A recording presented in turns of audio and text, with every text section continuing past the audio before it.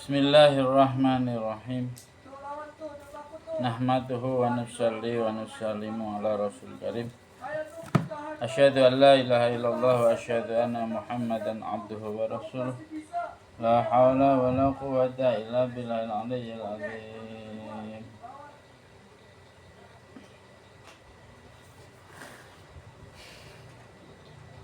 Tanda ulama akhirat yang ke-9 adalah setiap gerak dan diamnya mencerminkan perasaan takut kepada Allah Subhanahu wa taala.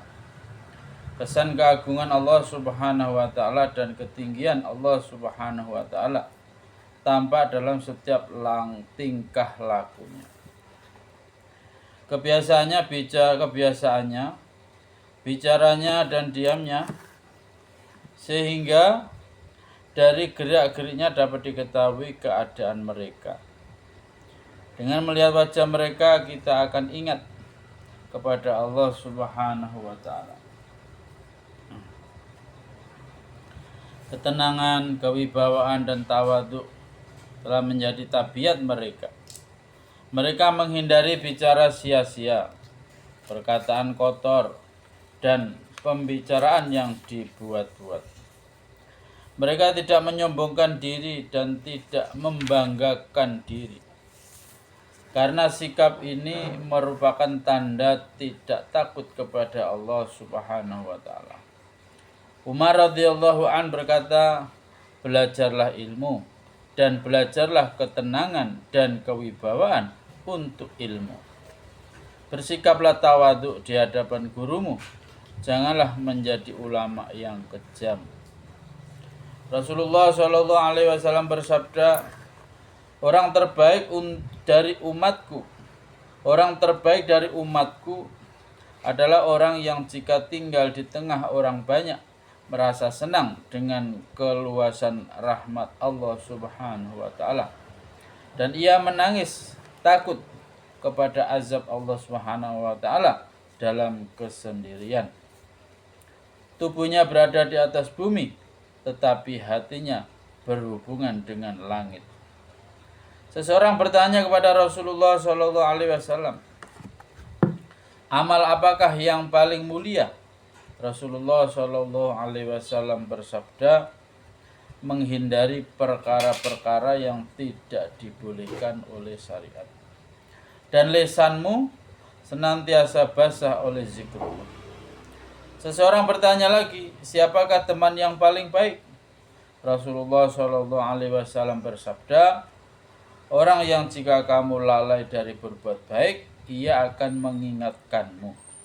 Dan jika kamu berbuat baik, ia akan membantumu." Kemudian ditanya lagi, "Siapakah teman yang paling buruk?" Rasulullah Shallallahu alaihi wasallam bersabda, "Orang yang jika kamu lalai dari berbuat baik, ia tidak mengingatkanmu. Dan jika kamu sendiri mengerjakannya, ia tidak membantumu."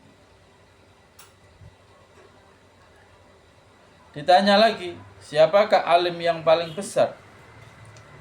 Rasulullah SAW bersabda, "Orang yang paling takut kepada Allah Subhanahu wa taala." Seseorang bertanya lagi, "Dengan siapakah kami harus banyak duduk?"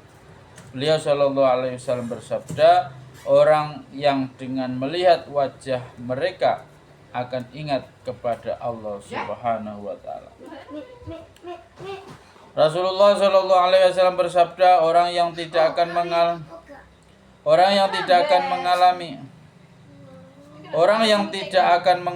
kerusakan di akhirat, orang yang tidak akan mengalami kesusahan di akhirat adalah orang yang banyak mengalami kesusahan di dunia, dan orang yang paling banyak tertawa di akhirat adalah orang yang paling banyak menangis di dunia.